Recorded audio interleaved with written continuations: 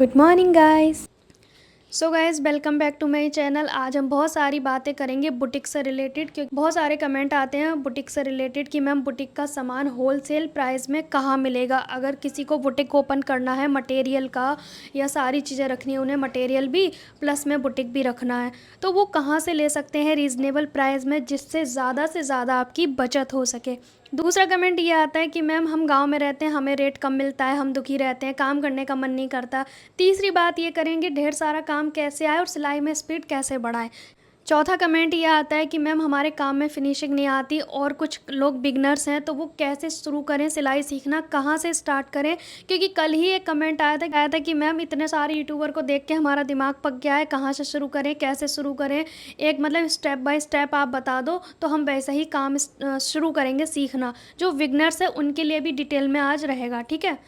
दिल्ली में मैं 3-4 जगह बताऊंगी जहां से आप होलसेल मार्केट से जाके आप अपना मटेरियल उठा सकते हैं सस्ते रेट में, ठीक है, और जिससे आपको ज़्यादा मार्जिन की बचत होगी। तो चलिए स्टार्ट करते हैं। मैं काम करते करते बात करूंगी, आप वीडियो को पूरा वॉच करें, ठीक है। तो बात करते हैं सबसे पहले जो बिगनर्स हैं जिन्हें सिलाई सीखनी है लेकिन वो कंफ्यूज हैं कि भाई हम कहाँ से शुरू करें, क्या सीखें ताकि स्टेप बाय स्टेप हमें सिलाई करनी आ जाए। क्योंकि कंफ्यूज तो हो ही जाते हैं, 10 लोग वीडियो डाल रहे हैं यूट्यूब पे, तो 10 तरह की वीडियो देखने से कन्फ्यूज़न बढ़ती है।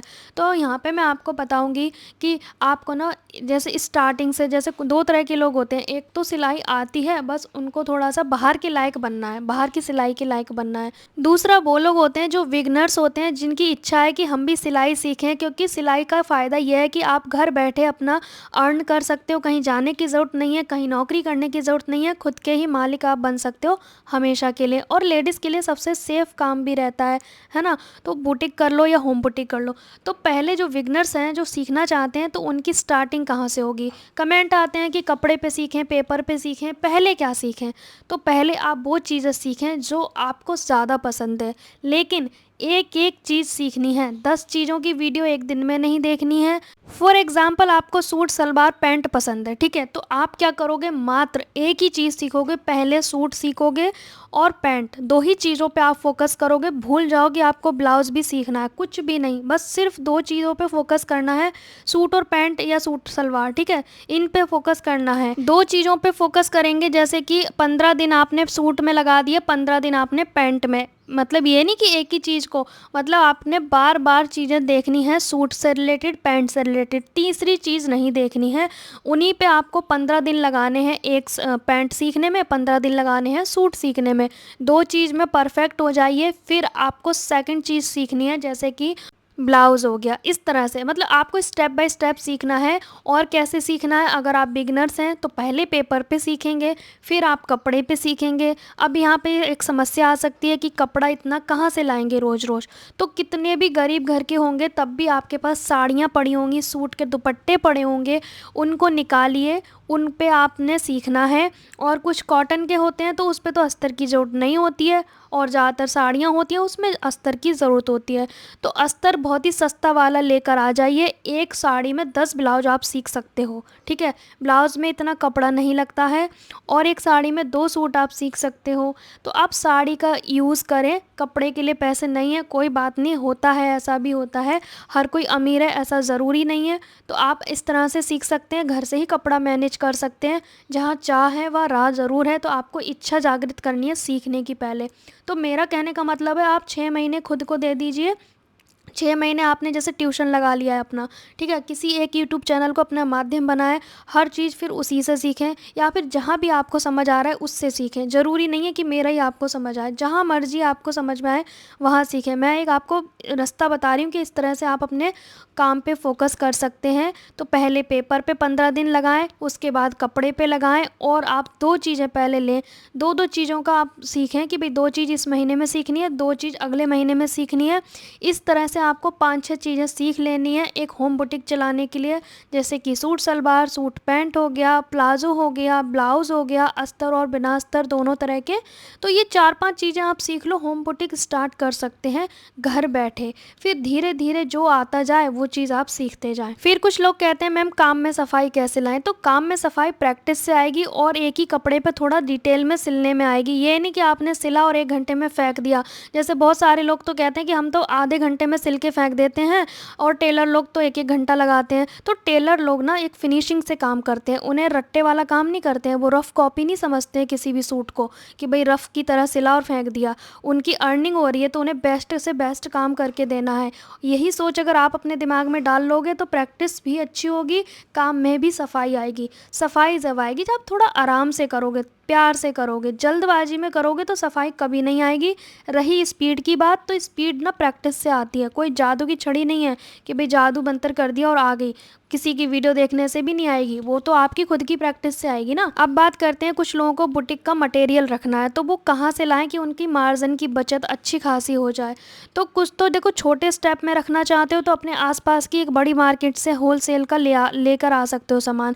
लेकिन आपको प्रॉपर मटेरियल का ज़्यादा क्वांटिटी रखनी है तो आपको दिल्ली से जुड़े हुए हैं तो आप कई सारी जगह हैं, मैं आपको 3-4 जगह के नाम बता रही हूँ, वहाँ से आप स्टिचिंग मटेरियल का सारा सामान रख सकते हो लाकर बहुत ही सस्ते प्राइस में। पहला सीलमपुर में शांति मोहल्ला करके जगह है, वहाँ से। दूसरा आपको सदर मार्केट में जाना है, वहाँ से ला सकते हो। तीसरा चांदनी चौक में है, वहाँ से भी ला सकते हो। इसी तरह की बहुत सारी जगह हैं, सर्च कर लेना। सदर बाज़ार दिल्ली 6 बोलते हैं तो वहाँ से भी आप मटेरियल ला सकते हैं। सारी चीज़ें ना किलो के भाव मिल जाती हैं, जितने भी मटेरियल की चीज़ें होती हैं ना बहुत ही सस्ते प्राइस में। तो आप बड़ी क्वांटिटी में आप वहाँ से ला सकते हैं। और ध्यान रहे दिल्ली की किसी भी बड़ी मार्केट जाना है, लेडीज़ हो तो अकेले नहीं जाना है, चाहे आप कितनी भी स्ट्रॉन्ग हो, क्योंकि वहाँ पे हर तरह के खतरनाक लोग भी होते हैं जैसे कि लूटपाट वाले। तो बहुत ही सेफ़ होकर जाना है क्योंकि वहाँ की जो मार्केट है ज़्यादातर बल्क में चीज़ लेने आते हैं तो पैसे भी ज़्यादा ही लेके आएंगे। तो देखो जहाँ अच्छी चीज़ें हैं वहाँ बुरी चीज़ें भी होती हैं, तो आपको सेफ्टी से जाना है और एक जेंट्स के साथ तो ज़रूर जाना है, ठीक है। तो इस तरह से आप जाना है, अकेले नहीं जाना है। क्योंकि जब मैं फ्लावर मेकिंग का काम सिखाती थी तो वहीं से फ्लावर का मेकिंग का सामान जो है मैं सदर से लेकर आती थी, तो मुझे पता है कि वहाँ पे कितनी ज़्यादा भीड़ भाड़ है, तो एक अकेले लेडीज़ के लिए सेफ़ नहीं है।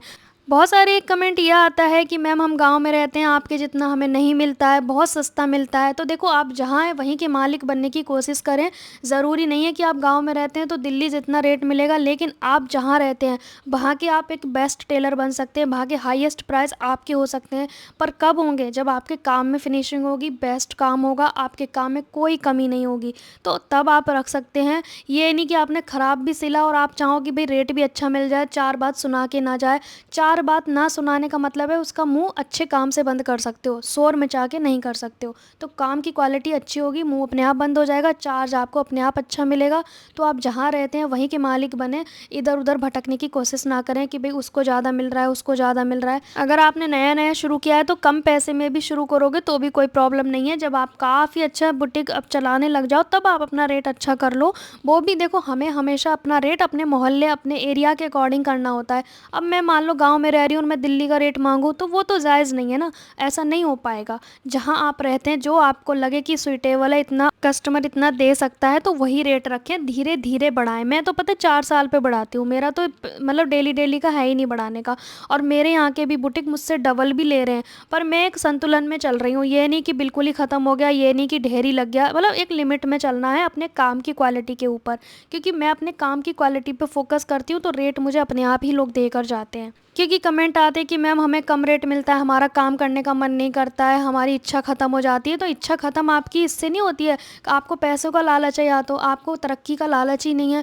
जिसको तरक्की का लालच है वो पैसों पे नहीं जाएगा, वो निरंतर काम करेगा और बेस्ट से बेस्ट बनने की कोशिश करेगा। फिर उसके माइंड में ये आएगा ही नहीं कि कम दे रहे हैं, ज़्यादा दे रहे हैं, इच्छा नहीं हो रही है। इच्छा तो जब होती है ना जब आप मेहनत करने की इच्छा रखोगे। आप इसे अपॉर्चुनिटी भी तो समझ सकते हो कि भाई काम तो आ रहा है ना, एटलीस्ट काम आ रहा है, यही बहुत बड़ी बात है। चाहे वो कम में करना पड़ रहा है या ज़्यादा में करना पड़ रहा है, काम आ रहा है, यही बहुत बड़ी बात है, यही ग्रेटफुल होना चाहिए। बहुत से लोगों के पास तो उतना भी नहीं आता है, तो जितना है उतने में खुश रहिए और करने की कोशिश करिए, बेस्ट बनने की कोशिश करिए।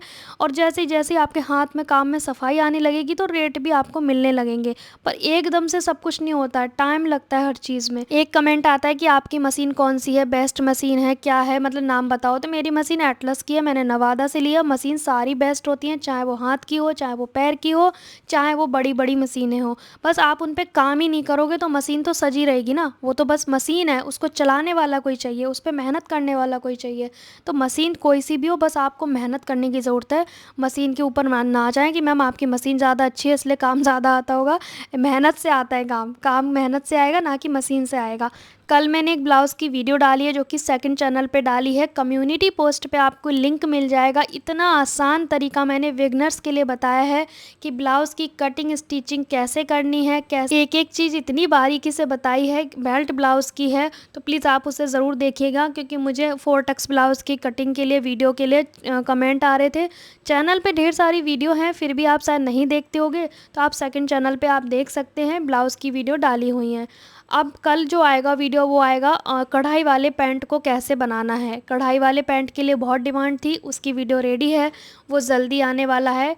और एक चीज़ कि मैं कमेंट पे वीडियो बनाती हूँ, आप लोगों ने मुझे बहुत बहुत ज़्यादा थैंक यू बोला है।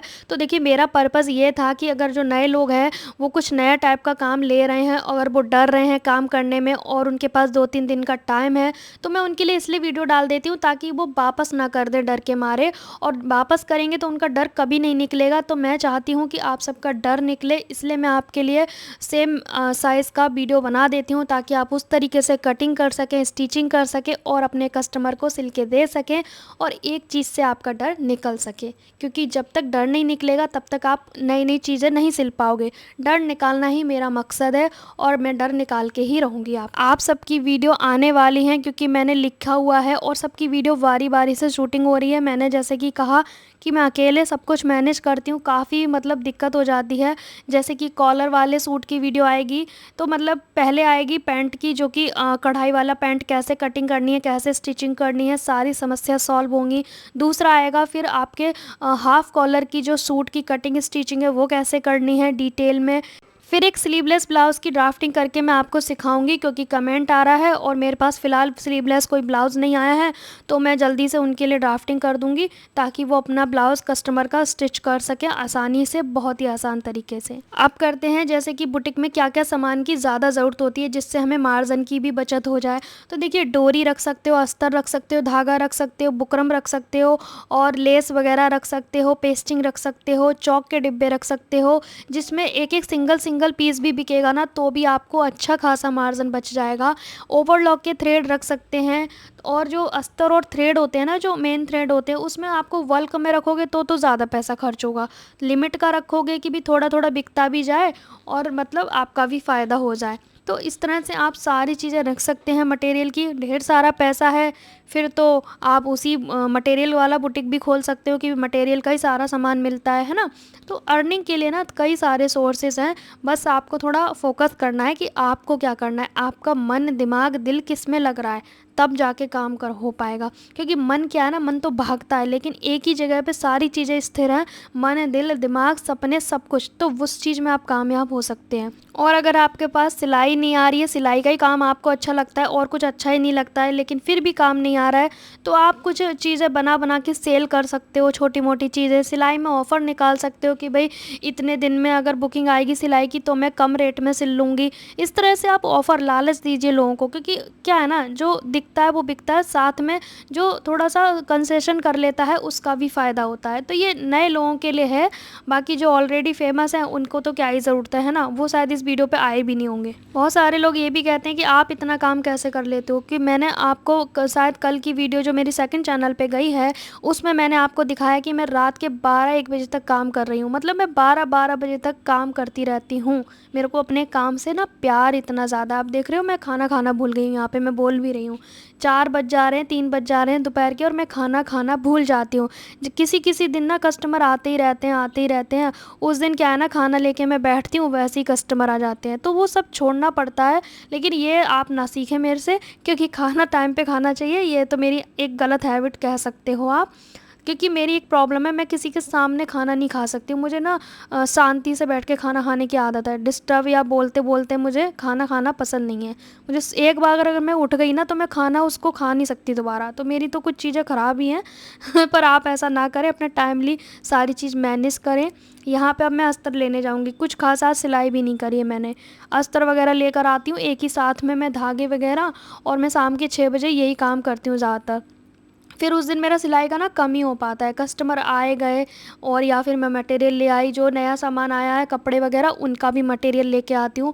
मैं तो देखो मैंने मटेरियल रखा ही नहीं है क्योंकि मेरा होम बुटीक है और मुझे मटेरियल रखना ही नहीं है अभी तो। अब मैं आपको ये बताती हूँ कि बहुत सारी वीडियो आने वाली हैं, जैसे कि स्लीवलेस ब्लाउज़ की हो गई, ड्राफ्टिंग करके मुझे सिखाना है आपको, और मुझे कलियों वाले सूट के बारे में भी आपको बताना है, क्योंकि सिलने नहीं आ रहे हैं पर मैं आपको किसी न किसी तरीके से आपको समझा दूँगी ताकि आप बना सकते हैं बहुत आसान तरीके से।